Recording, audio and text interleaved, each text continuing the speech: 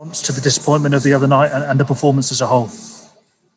Well, of course, it was a big blow during the week. So the way they've recovered, the way they've worked, how ready they were for the game, I was very, very pleased with it. Exceptional attitude. Of course, we had some moments where we had to defend, especially second half. We never got... or there were times there that they really pegged us back, but we stuck at it, defended really well. So attitude-wise, recovery, mental recovery, they've done brilliant. The game, of course, happy with a clean sheet, but in games like this, when you have some margins, you'll score the goal, you'll win. If you have them against you, you lose. So fair result for me. It was a draw. James Cooper. Hi, Ollie. You talked about it being an important game, obviously being a Manchester derby, but was that the most un-Manchester derby that you've ever known? I think no goals, 2 bookings. It seemed to lack the intensity I think we all expected ahead of the game. I think on the pitch, the intensity was there. I don't know the stats. I can't say that. But of course, with the fans and the passion that they give, the atmosphere in the stadium is not there.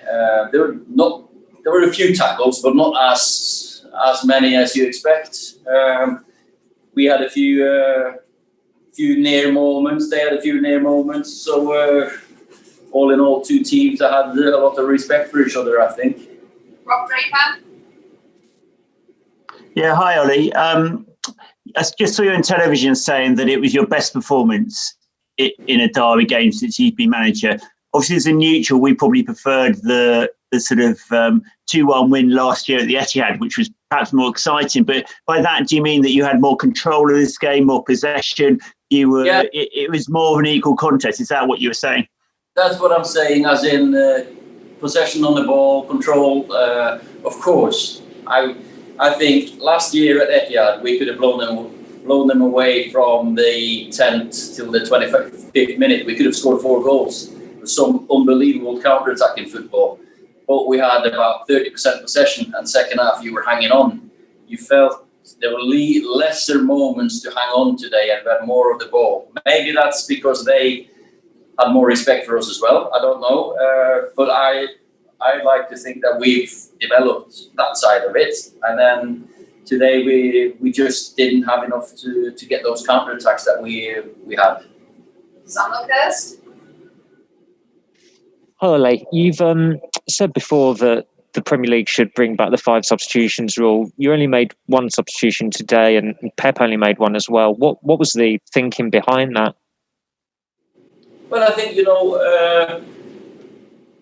the reason behind wanting more substitutes are at times when you can rest players. It's not to change the game too much.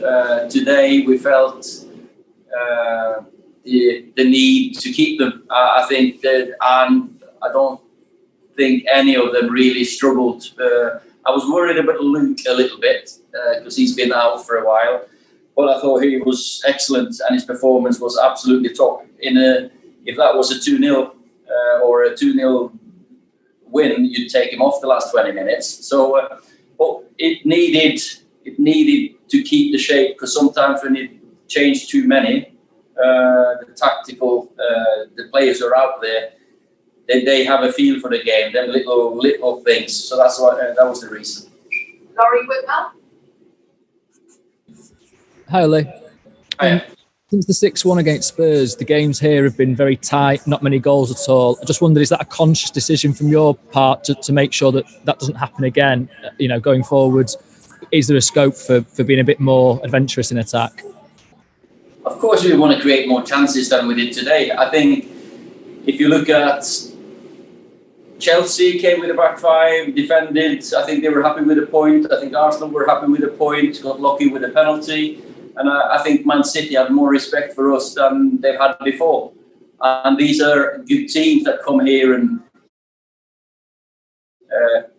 are having a clean sheet, probably. So that is also a reason behind these results. When you play against good teams and there's not a lot in the games, they sometimes get decided by a marginal decision or a mistake by someone or a fantastic magic moment by someone.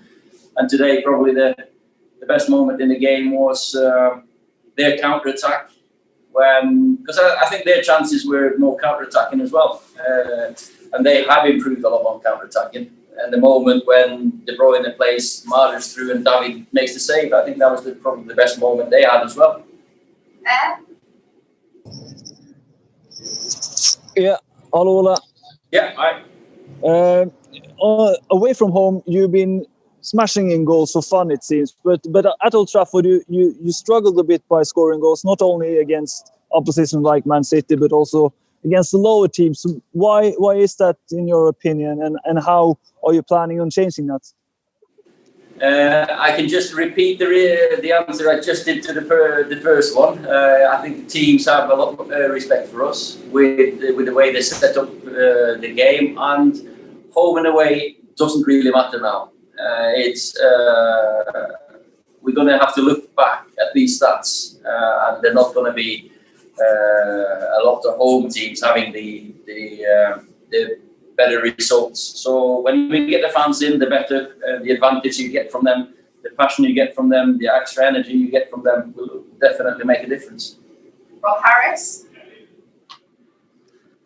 Hi, Ole. You referenced that passion that you're missing. Do you hope the fans be back in for Leeds next Sunday? And do you think it's fair when, for instance, London has a high infection rate, you can't get the fans in, especially when it could cost you points? Well, I think we want the fans in safely and surely, but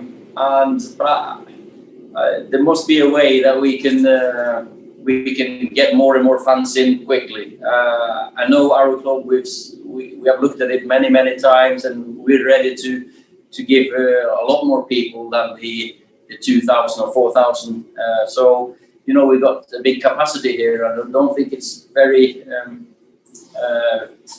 many that enjoy football more without fans. So the quicker we get the fans back in, the better the football will be. Okay, last question for Dan King, and then we'll do a couple of questions for the Mondays. Hi, Ole. You talked about small margins. Early in the day, Dean Smith has blown his top again about VAR. How do you feel about it now when games and game-changing moments are being poured over and changed? Would you rather see it just thrown out now? I think VAR is there to issue factual decisions. And Marcus today was probably a foot offside, so that was a clear offside position. But when your armpit's offside, or your eyebrow or your nose is offside, I think that ruins. It takes too many goals away from the game. But I don't want to interfere too much in those rules. We just have to make sure we don't lose the human error in football as well. I know players can make mistakes, referees can make mistakes. That's the game we love. Okay, we'll move on to the Mondays. Dave McDonald. Hi, Ole. Just going back on the lack of goals, you've talked a lot about the Man United way since you took charge, but I think that's 1 win in 6 in the league here. I think 1 goal in open play. I mean, that's not the Man United way at all, is it? How do you get back to that attacking philosophy that you played under Solskjaer? If you compare our goal tally from last season to now, we're way ahead in the amount of games that we've played compared to last season. We're scoring goals. If it's home or away, it doesn't really matter. Of course, I've just said on the previous questions here, I think teams and big teams have set or the tactics and the stall out to defend against us, and they're happy with the draw. That's of course a challenge for us, but I think we've proven in many games that we do create chances. Whoever scores 5 against Leipzig or 7 against Leipzig in two games, we've scored against PSG. So I don't really think the way you do, because I think we've scored and created a lot of chances and scored a lot of goals in certain moments, and they're more varied as well the way we score. Today we look dangerous on set plays even. Mike McGrath. Well, I was just asking how you see the top of the league heading into the Christmas period. I mean, do you think that this could be a time where the league could change hands many times?